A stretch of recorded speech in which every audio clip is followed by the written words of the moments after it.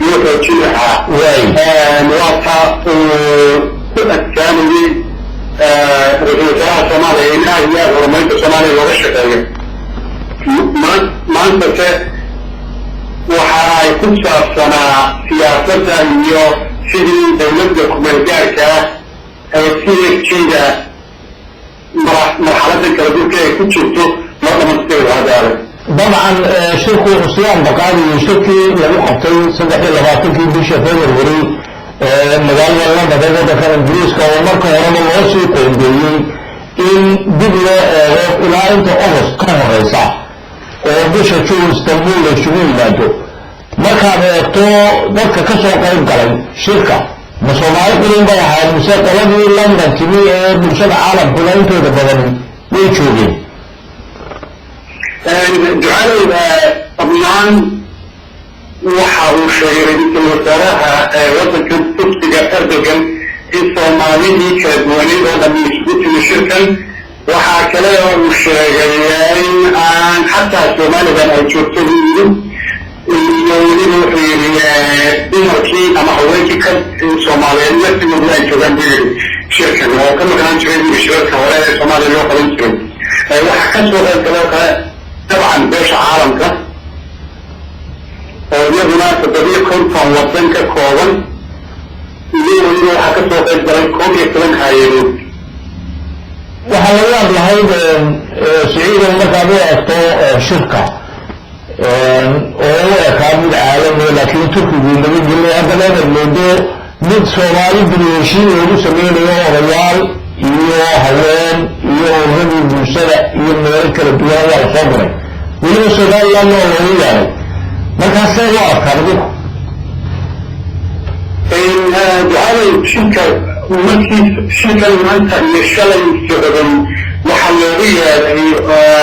siyaasiyiinta ama hogaamiyiinta Soomaaliya. waxaan ka soo qayb galay sidoo kale bulshada rayidka iyo weliba waxaa kasoo joogtay oo kale oo halka xaadir ku ah Somaliland. marka waxa ay yidhaahdeen shirkan looma kala maqna waxaana muhiimadiisu ay tahay in kala ilaaliyo qaranimada iyo jiritaanka waddanka Soomaaliya. waa sida uu hadalka u dhigay Erdogan oo ah ra-iisul wasaaraha waddanka Turkiga. waxyaabaha uu ku adkeeyey Erdoganna waxay ahayd oo hadaladiisa ka mid ahaa qofka Soomaaliya taga uu jooga oo ama ayaa fahmi kara. markaa ma waxaad leedahay Siciid Cabdi Salaam markaa ma waxaad leedahay markaad qodobkaa ka hadlayso macnaheedu waxay noqonaysaa Somaliland waxay ka mid ahayd in ergooyinka iyo Soomaalida kale iyo bulshada kale ka soo qayb gashay shirka salaarkii mise ergooyina wixii salaarkii loo sheegay. sida uu ii sheegay wasiirka arrimaha dibadda Somaliland shalay soole wuxuu igu yidhi kama soo qayb galayna shirka. balse maanta markii aan shirka ku arkay ayaan weydiiyey sababta ay shirka u joogaan. wuxuu ii sheegay maadaama oo shirku shir caalami yahay in ay muhiim tahay inay ka qayb galaan weliba khaas ahaan qaybta horumarinta. marka sababtaas ayay uga soo qayb galeen oo ay u jeedeen buu ii sheegay wasiirka arrimaha dibadda Somaliland. markaad isu soo xooriso guud ahaan warmurtiyeedka ka soo baxay qodobada ugu waaweyn ee lagaga sheekaynayo shirkaasi wixii ka soo baxay maxaa ka mid ah haddaad mid iyo laba ka soo qaadato su'aal fiican ducale. qodobada ugu waaweyn ee shirkan waxaa ka mid ahaa in shirkan lagu adkeeyo shirkii ka dhacay London wixii ka soo baxay kaasi oo ay sheegeen in ay muhiim tahay la yidhahdeen in ciidamada amniga horumarinta dhaqaalaha dhisitaanka wadooyinka ay piracyga waxa loo yaqaanaan ama mucaasareeda iyo ka kale oo ah la yidhahdeen agagixisada in laga hortago. marka waxa ay waddanka Turkigu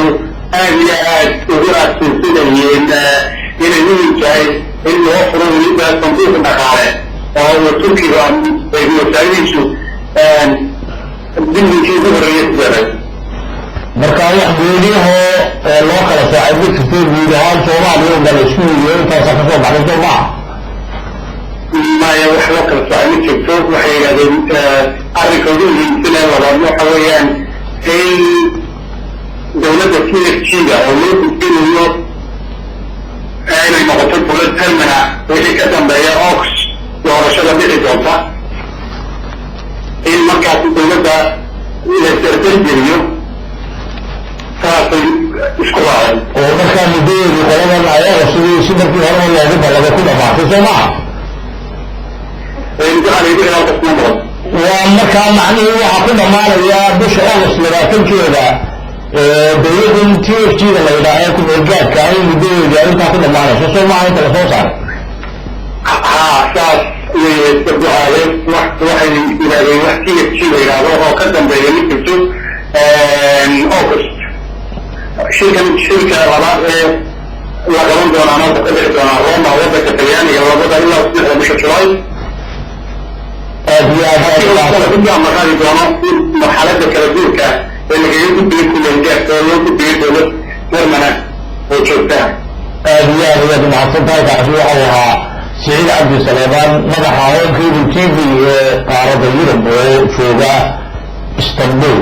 halkaasi oo shirku uga soconayay Soomaalidu maanta lagu soo gabagabeeyay waxaa isla khadka telefoonka ku jira wasiirka amniga dibadda ee Soomaaliya Dr. Maxamed Cabdullaahi Umar oo aan wax ka weydiiyay bal shirka iyo waxyaabihii uga qabsoomay Dr. Maxamed Cabdullaahi ma maqlaysaa maxaa idinka qabsoomay haddii aad siin Somaliland shirka Istanbul ee waddanka Turkiga lagu qabtay aad ka qayb gashay arrimo dhowr ah oo aan u aragno inay yihiin arrimo muhiima ayaa nooga qabsoomay intii shirkani socday waxaa ka mid in baaqii ama go-aamadii ka soo baxay shirkan oo galabta la soo gabagabeeyey qodobkiisa tobnaad wuxuu u tilmaamayay sidii shirkii London in dowladda ku-meelgaadka ee Soomaaliya ama maamulka kale oo la filayo inuu ka dambeeyo bisha August iyo Somaliland in beesha caalamku ay ku taageerto sidii ay u yeelan lahaayeen wadahadallo lagaga hadlayo qadiyadooda dhinacyada badan leh baaqaasi waxaan u aragnaa in mar labaad oo tilmaamaya in beesha caalamku ay kalwaaqsatay xaqiiqda iskaafideed ee maanta ka jirta wixii lagu oran jiray berigii hore Soomaaliya inay maanta u kala qaybsan tahay Somaliland iyo Soomaaliya oo laba maamul iyo laba dowladood kala leh oo haddii ay doonayaan gudahooda inay ka hadlaana iyagooda hadli karaan waxaa kaloo wadaa arrintaas arrin xaqiijinaysa in ay Somaliland iyo Soomaaliya ku noqdeen halkii ay tagnayeen berigii intaan la midoobin kun iyo 1990 siyaasiya muhiima markii labaad ee sanadkan beesha caalamku ay shirweyne ka soo saarto in wadahadallo loo furo laakiin wax muqadasa oo aan kala go-ayn ama aan la isku hadlaya in aanan jirin markaa taasi waxaan arkaanaysaa guri shirkan ka soo baxday dhinaca kale dowladda Turkiga waana wadahadallo gaara la galay wasiirkooda arrimaha dibadda iyo ra-iisul wasaare ku-xigeenkooda waxa ay go-aansadeen in ay Somaliland ka furtaan xafiisyo dowladda Turkigu leedahay oo ka shaqeeya horumarka iyo iskaashiga ay dowladda Turkigu doonaysa inay ka shaqeyso Somaliland xagga kunsuladaha iyo siyaasadda intaba taasina waa tallaabo cusub oo kordhinaysa xiriirka labada dal oo muujinaysa in Somaliland dunida ay diyaar u tahay in ay meelo badan ka shaqeyso waxaa kaloo shirka ka soo baxay aan fursad u helay in aan 6 dal oo ka mid ah dalalka caalamka in aanu ka hadallo oo ay Somaliland sidii ka heshay fursad ay dareenka shacabkeeda ee xagga siyaasadda iyo dhinacyada kala badan inay ka soo jeesto halka aan waqtiyaalka yimid ee Somaliland ku dad muxulkeeda yahay ka turjumida qadiyadda siyaasiga iyo dhaqaale iyo security ee Somaliland inaan halkan aan ka soo jeedino arrimahaas waxaan aragnaa arrimo ka qayb qaadanaya horumarka dalka ka socda minsiyada dowladnimada Somaliland waxaana dowladda Turkiga uga mahadcelinaynaa sida wanaagsan halkan noogu soo martiqaatay بروتوكول كتير ده يعني في بيتمنى لهم هاي توقف كإنجاز عالمك وقوة تأكله وشركة كتوقف كريم وبين القطوع فبقى من السيئة وفضل تعرها ومدعى الجمهورية بيتمنى ونقوم وبين القطوع صدورين تكريم وبين القطوع شركة كريم قاعد في المرة وقلنا انتوا نكون بالعلمنا adiga iyo wasiga hogaaminaysaa markii aad somaliland kasoo ama baxdeen waxa aad ku timaadeen inaad istanbul ka qayb gelaysaan shirka qaybtiisa koowaad ee dhaqaalaha ku saabsan laakiin ilaa kii gabagabada ahaa maanta waa dhex fadhideen sidee arrintaasi ku dhacday shirarka xagga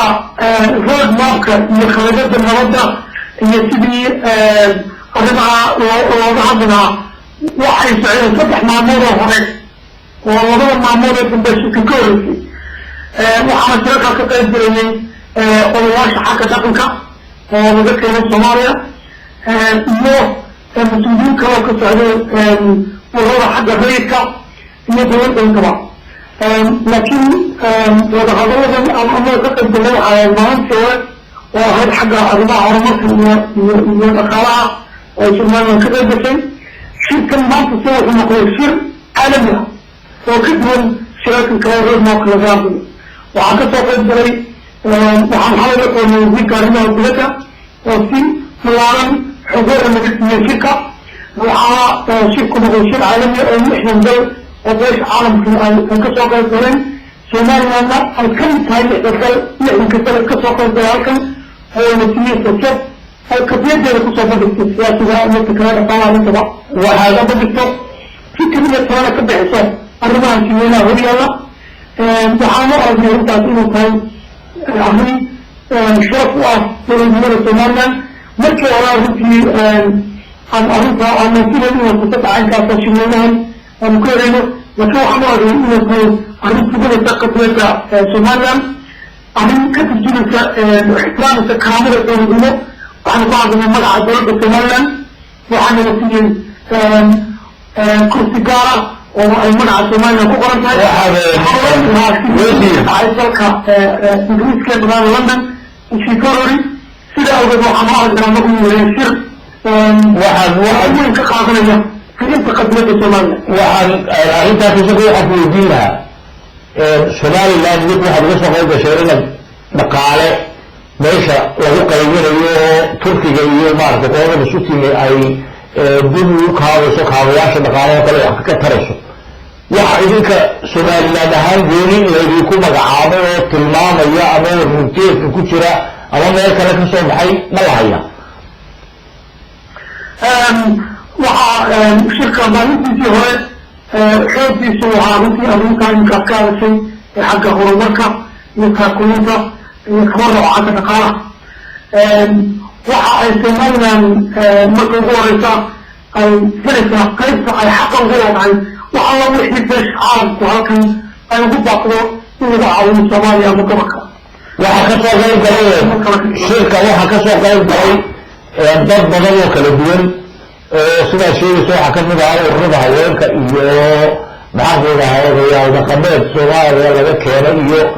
marka kursiga isaga laydin dhigay haddii dumarka ka socda banaadir iyo waxaa idinkana kursiga laydin agdhigay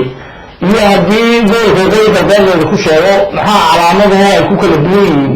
soo shirkooda inaan dhex fadhiiso marka mid leedin dadkooda meesha yimi maya shirka asaameysa su-aala waxa weeyaa shirar dhowr cisho socday oo dhammaadaba intaanaan iman shirarkaas waxaa ka soo qayb galay odayaasha dhaqanka qaybaha dawladisana rayidka hadday dumar tahay hadday rag tahayba marka shirarkaas waa shirar dhammaaday oo aanan kusoo gaarin maamulka halkan waana arrimo u gaara nabadaynta iyo dariiqa nabadda ee Soomaaliya shirkan ka hadlayna waa shir caalami wey marka madaxweynayaasha iyo ra-iisul wasaarayaasha iyo wasiirada dowlad badan oo yan xildhibaan ka soo qayb galeen sharaf baan u tahay Somaliland shirka caynkaas oo kala in kursi laga siiyo waxaa laga ka doonayna in la fursado caalami ah oo caynkaas oo kala waanu qadiyadda Somaliland iyo xukuumadda aan kala hadlo maxaa gooniyaha celinaysaa oo aad shirka ka keenteen oo aad u sheegaysaan reer Somaliland iyo maanta dhankaanday waxaan galnaa waxa ka soo baxay isinka waxa weeye kow in qodobka tobanaad warmasiyeedka ka soo baxay shirweynahan wuxuu tilmaamaya in ay somaliland iyo soomaaliya haddii dunida doonaysa arrimooda in qadiyadooda lagu taageerana ka wada fikiraan in beesha caalamku ay ku taageerto arrintaas waa arrin kala muujinaysa in wadada ay keenyihiin markaas waxa ka soo baxday sidii horada kugu sheegay in arrimaha xagga horumarka somaliland ay si gaara u hesho xigteeda si arrimaha loo dardargeliyana ilaa waxaa dalka boqosho ku iman doona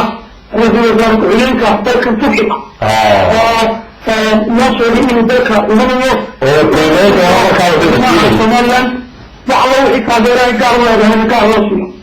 waxaa ka baxay in turkiguna xafiisa ka furanayo marka arrimo waxaa noo soo galay oo kale inaan shirar gaara la yeelno